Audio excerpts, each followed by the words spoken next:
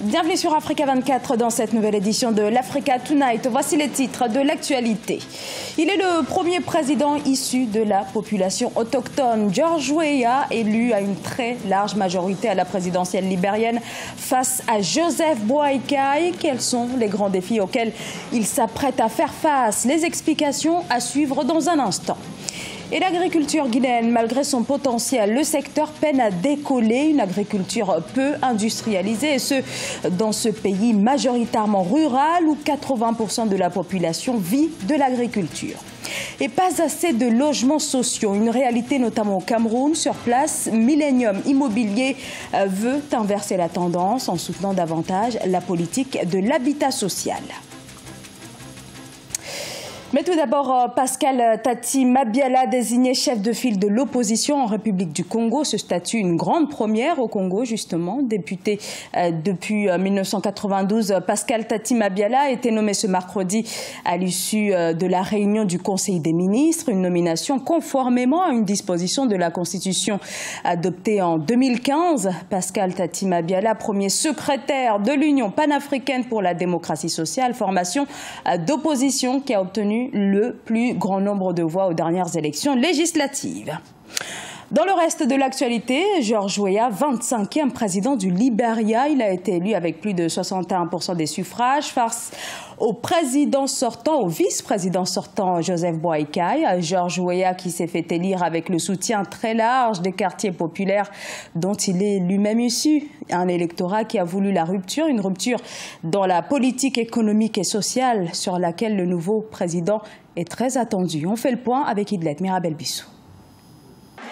Une nouvelle page de l'histoire politique s'est ouverte avec l'élection à la présidence du Libéria de l'ancien footballeur George Weah le 28 décembre 2017. Il devient ainsi le 25e président du pays.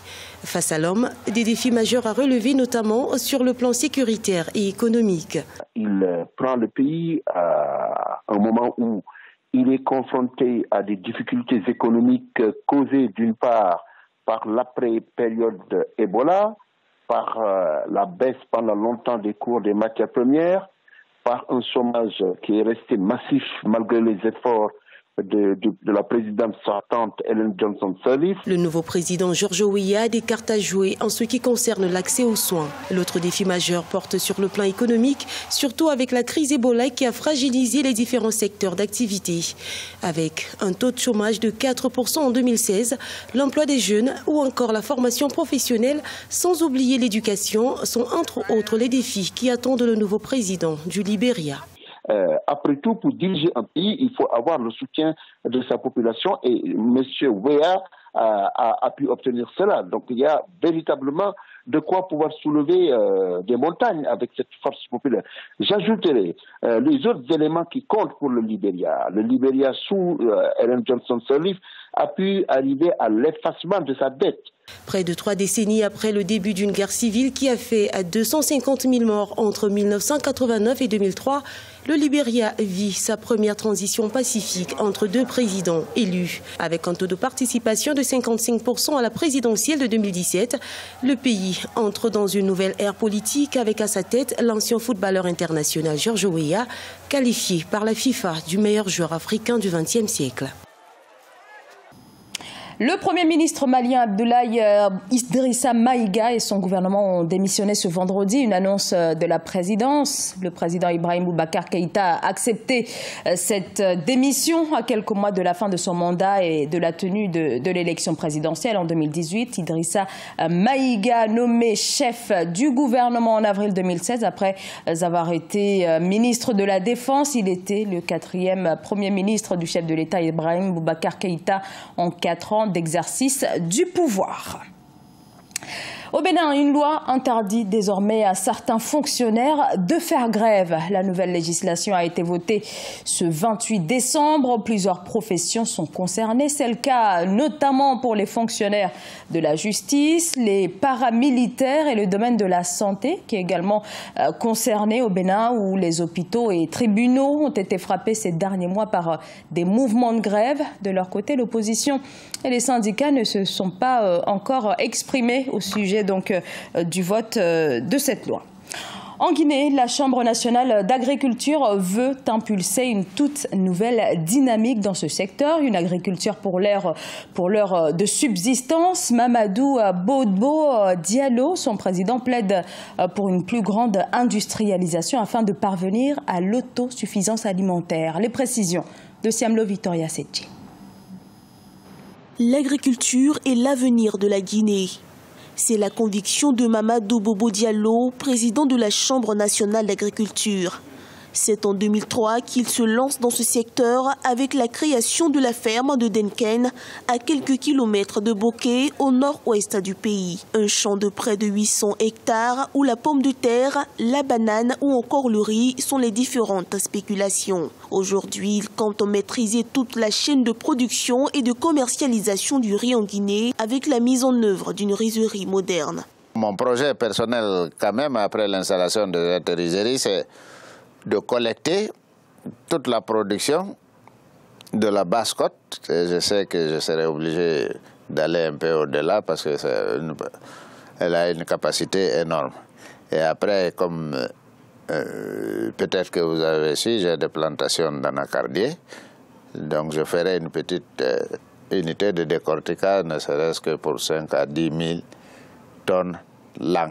Comptable de profession, Mamadou Bobo Diallo a comme activité principale la pêche industrielle. À la tête de la Chambre nationale d'agriculture, il plaide pour une agriculture inclusive et résiliente. D'ailleurs, son plaidoyer a permis jusqu'ici de mobiliser des moyens conséquents pour stimuler le secteur. Et pour les jeunes Guinéens qui veulent tenter l'immigration, ce natif de Denken a un conseil pour eux. C'est de dire que ce n'est pas la peine de se fatiguer.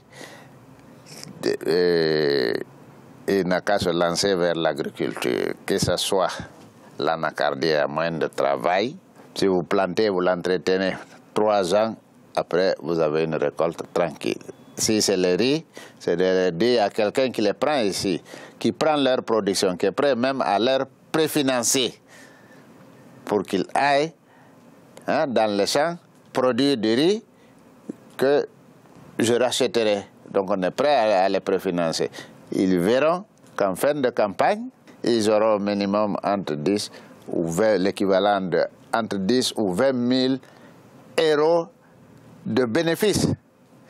Et ça, vous imaginez, c'est à peu près avoir un salaire de 1 000 ou 2 000 euros en Europe et consommer. Avec une assemblée consulaire de 305 membres élus ainsi qu'un bureau exécutif composé de 17 membres, la Chambre nationale d'agriculture s'est imposée comme un instrument de vulgarisation de l'agriculture autonome. Avec plus de 20 ans d'expertise, car créée en 1995, elle bénéficie aujourd'hui du prix ECA, projet de renforcement de l'interface entre les États et les chambres d'agriculture en Afrique de l'Ouest. D'une durée de 4 ans, il est financé par la Fondation pour le renforcement des capacités en Afrique à près de 2 millions de dollars. Le logement social, un défi sur le continent où la pénurie a favorisé la naissance et l'extension des bidonvilles. Plus de 200 millions d'Africains y habitent, une réalité notamment au Cameroun où le manque est important alors que les besoins ne cessent de se multiplier. Comment répondre à cette demande? C'est la grande question. Reportage de notre correspondant sur place, Sharif Ousmane Bardoumka.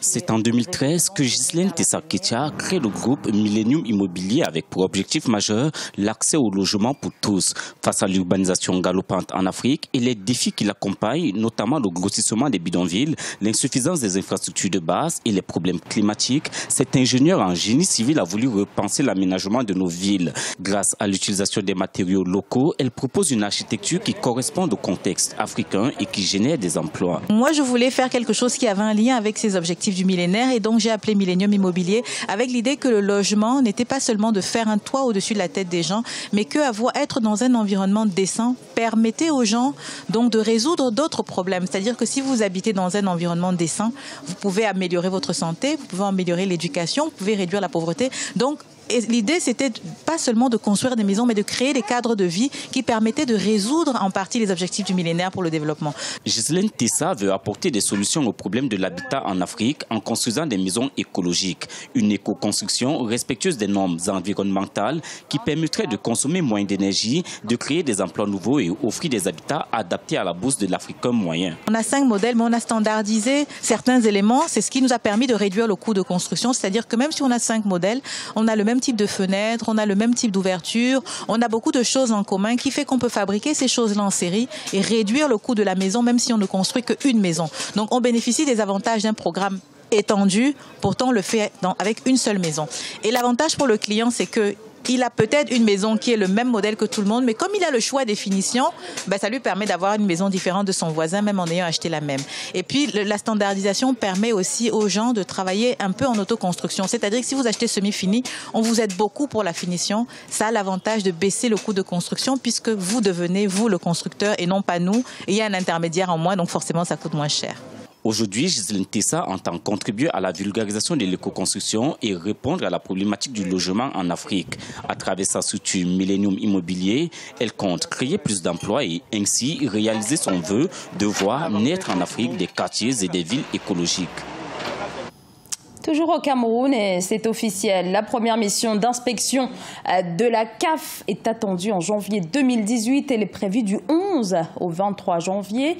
Il s'agit de faire le point sur l'état d'avancement des préparatifs en matière d'infrastructures, notamment en vue donc de l'organisation de la Coupe d'Afrique des Nations de football qui aura lieu en 2019. Ce journal a été réalisé par l'ensemble de la rédaction. Merci pour votre fidélité. Dans un instant, une nouvelle édition de l'actualité sur Africa 24.